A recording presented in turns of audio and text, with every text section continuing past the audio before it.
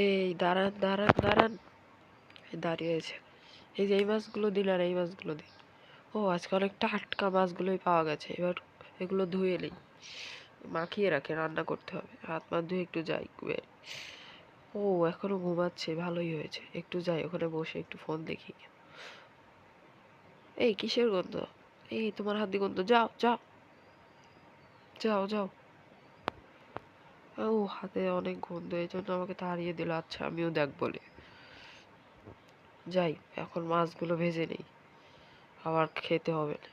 ভাত খাবেন না? তাড়াতাড়ি আসুন, ভাতটা বেড়ে দেই, তরকারিগুলো বেড়ে দেই, দিয়ে আসি।